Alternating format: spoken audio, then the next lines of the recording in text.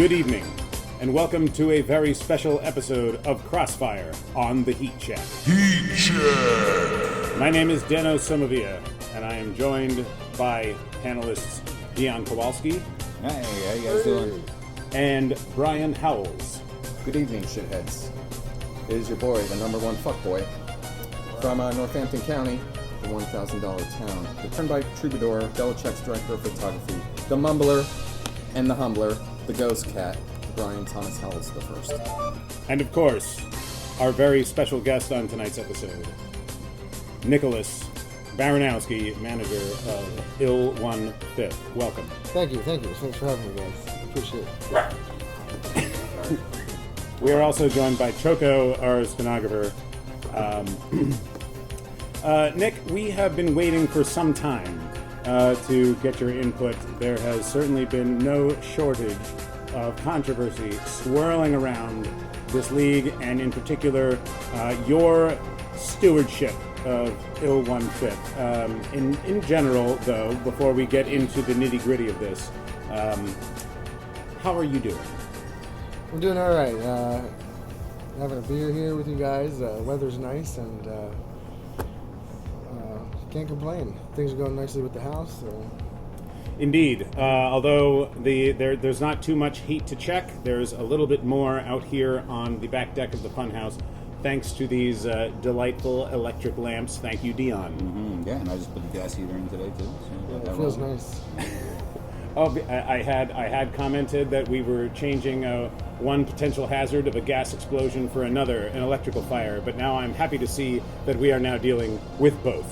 They'll cancel each other out. Nick, we have a series of questions for you that I'm sure that the public is just dying to hear your responses to.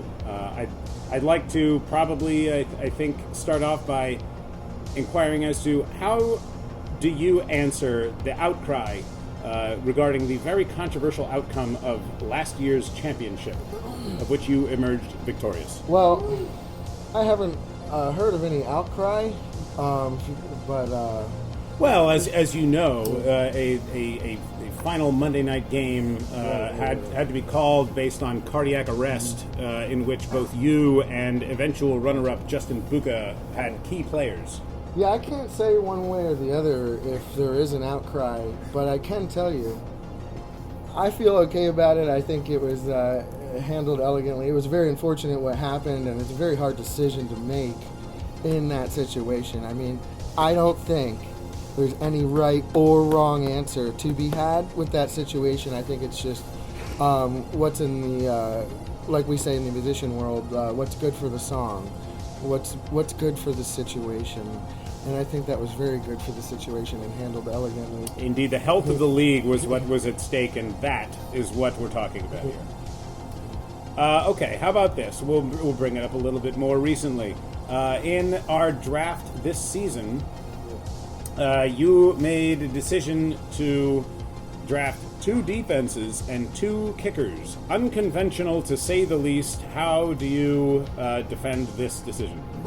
Well, I'd first like to start out by saying thank you for being patient with my timeliness of being able to get here. As you know, may or may not know, You're a marquee guest. We'll make the time. Jess and I recently were going through the purchase of a house, and things were hectic, to say the very least. So, with all the documents, going through the PHFA side of things, moving, packing, moving again, I think during both drafts, while looking at houses at the same time, I got mixed up between the 2 leagues that I was in, and had the mentality I had to draft those 2 things which were required in the other league. I guess you could say... Yes, of course. Funhouse 1 Commissioner Dion's very stringent position limits bled over into your decision. They bled, and I guess you could say, they did bleed a little bit, and given the situation, I inadvertently may have poorly drafted, as some may say. But adjustments were made, and they're continuing to be made, and I have a high outlook on what's going to happen in the future here for the next remainder of the season. So we would like to know, how is Jess involved in the espionage supporting your team? Well, I'm not sure about any espionage that you may or may not be talking about. But I do know, the only thing I can say is what I know. And what I know is last season there were allegations brought up. Frequently and loudly. So I can only speak to that and say that there was no espionage other than what Brian would like to think, that she was trying to distract other managers during their turn. But to what extent is she involved this year? So that's why she sent me those nudie pics. Very good. An answer of resolute, plausible deniability from Mr. Baranowski. What is your plan to overcome the buys and injuries this week, and also moving forward? And possibly speak also to your over-reliance on the Philadelphia Eagles. Yeah, you got, Hurts on a bye. Right. Kirk Cousins out. Goddard, Well, Elliott, this defense. is a week that's been anticipated on my end. So, am I worried? No, I'm not worried at all. I'm confident in my ability to make the quick adjustments when needed, as I've done before, as the current defending champion. That's true. So the quarterback adjustments are going to need to be made, but I had anticipated filling in weaker tight ends. Now we are already past the waivers, so you have any plans? I do have plans, and they're not necessarily 100% complete. So I guess the best thing to do would be to stay tuned to my roster in the upcoming hours, into the evening, into the early hours of tomorrow. Very good. Dion, do you have anything that has occurred to you to pepper our guest with? Yeah, definitely. So you seem to be pretty good with your strats and procedures. In Scarface, rule number 1 of being a drug dealer is don't get high off your own supply. In your personal experience, what would be rule number 2? Don't underestimate the other guy's greed. I guess it would be go back to rule number 1. And I think he might be alluding to the fact that I got high off the Eagles roster. As well as I think you had a little bit of a 49ers kick yourself. And I think the fact that you overcame and adapted, I think that I don't think I'm better than that. But arguably, I do think that I do have the capability to overcome that as well. We're going to take a commercial break from this word from our sponsors. Derek Berger, representative of the National Association of High-Functioning Service Employees. Derek, how are you this evening? Wonderful, how are you? Fine. Do you have any words to address your matchup this week against our guest, Nicholas Baranowski? Oh, wait. I'm playing Derek. Yeah, you are. I think we have a pretty fair matchup going on here. I don't know who... Oh, Jay Warren's from Pittsburgh, right? Yes. Yeah. You are currently dealing with half of a team. Yeah, exactly. Yeah, I'm Eagles on a looking bye. at it. Eagles are on a bye. Cousins is hurt. Cousins is out. Oh my God, you have a quarterback. Nick Chubb, I mean, it's been... Goddard It just broke his arm. have a literally quarterback? week after week after week, say, just decimated. And you know what? That's any given Sunday, and that's just why they call it gambling. Thanks for the win, buddy. Thanks for the win. Thank you, Derek. You heard it here first. Now, you mentioned earlier is like some of the reasons for your perhaps sub-championship level performances thus far this season has been the distraction of home buyership. Well, that's correct. And I have a follow-up question to that. What kind of human trafficking operation are you involved in to be able to buy a house in 2023? Well, I mean, let's take a look at what human trafficking is, and I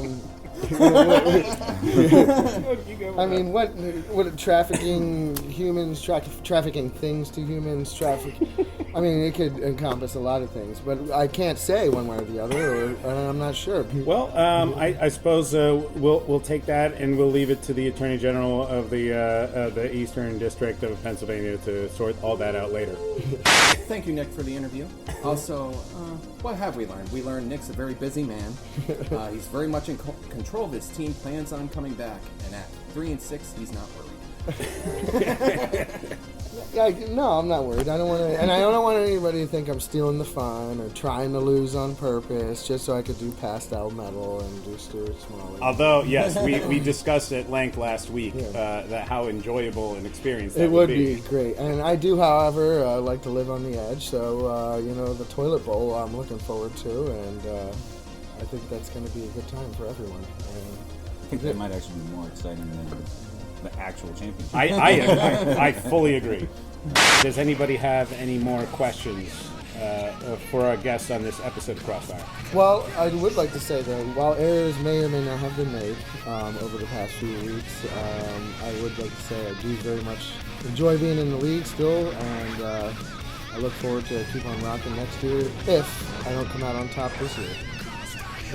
Thank you very much, Nick Baranowski, and thank you all, and a good night.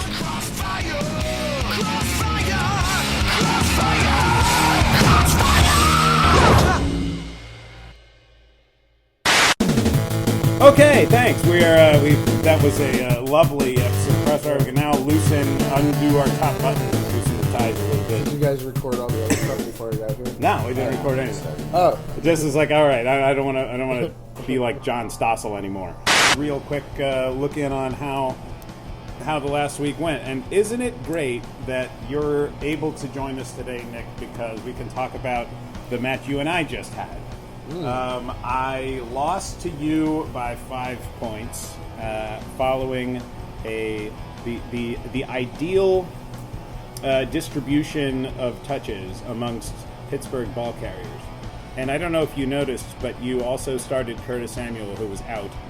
yeah. It's a little embarrassing that I still get. I'm glad you brought that up because I had mentioned that in the pre-show. I think I would had liked to address too. I was biting my nails a little bit because, again, back to the whole commotion now of putting things away and getting ready for the housewarming, which everybody's invited to, by the way. Yes, this Saturday afternoon, I don't right? know if I don't have everybody on Facebook, so I don't know if I got all the official invites to anybody. We have one other recap, which is also fortunate for our people here in the studio. It was possibly the most emotional moment of last week's podcast between the mystery men and the Pelicans. Yeah. I know. I just thought of it as like, this is the backup squad. So just call them the Pelicans because you threw that sound bit in the last one. So That's like my favorite little Fly quote. Pelicans, let's go. Come on, So what was this? I mean, of course, we did have some controversy. We had some controversy. there was some going on. technical difficulties. Yeah, that was Yeah. the first. We had to learn a hard lesson, I think. Yeah. I learned it the best, Yeah. or the worst. They're the same when you're talking about lessons. How does a trade go through right in the middle of the football week? It's just like But it happened. as soon as you propose the trade, you're just on a 48-hour clock, I guess. Yes. But as it turned out, and just barely, Yep. didn't end up mattering. Yeah. I mean, you needed what? I got you about 1.3 points if Herbert would have Right. been starting. So I'm not upset about it at all. It's the way it goes. You gotta know the rules when you're playing the game. That's how you play hopscotch. my question for you though now is, are you just the men? As you said, I mean, where's the mystery? Well, maybe I'll go to the men, and then the mystery will come later on. Yeah. And speaking of looking ahead, why don't you march us through some of the games of the upcoming week? Sure, we'll start with me and Clayton. It's a pretty tight match. The Gay Dickers. The Gay Dickers. Ever the embodiment of men if there was one. Yeah. I'm behind, but I might have David Montgomery coming back, so we'll see on that. John hasn't been producing. So I've been going downhill. So let's move on to Dano versus Migs.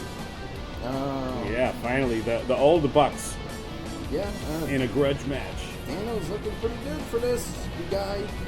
Yeah, we'll see. I mean, like, I think Miggs, didn't he get, like, actually, like, the high points of the league last week? He might. Yeah, he he did put did. up a lot He of did. numbers last He trucked the league. So, I mean, that was also on the basis of CJ Stroud, I believe.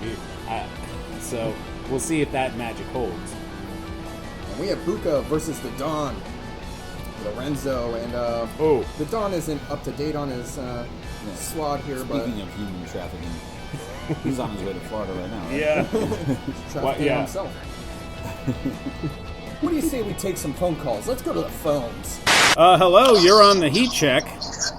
Hello there, you puss buckets. It's Don Leone. Hello, Don Leone. How are you this evening? I am fucking lovely, and I'm going to tell you why, guys. Yeah. I am driving myself down to Florida. It's my bye week. I'm going to go rub down the shoulders of my Tua. I'm going to go rub the calves of that beautiful Tariq Hill. I'm going to get them men ready for week 11. Brilliant. Yeah, you were able to get off your 2-game skid and get back into business. I'm back in business, but now I need to find a quarterback before tomorrow because I'm in trouble. Uh-oh. Yeah, so I think what I'm going to do is just play 2 kickers. Well, I mean, a kicker technically sends a ball to a receiver, right? Yeah. Kind of. Yeah. Even if it's for the other team, I mean, that should count. You should check if George Blanda is available. Listen, I'm going to check everything. So I need to know who's over there on the beautiful deck in the patio area. Who's out there? Well, we got the mystery men, Brian Howells. We have $1,000 kid. That's right. We have the owner, Dion Kowalski. Yo. Lovely man.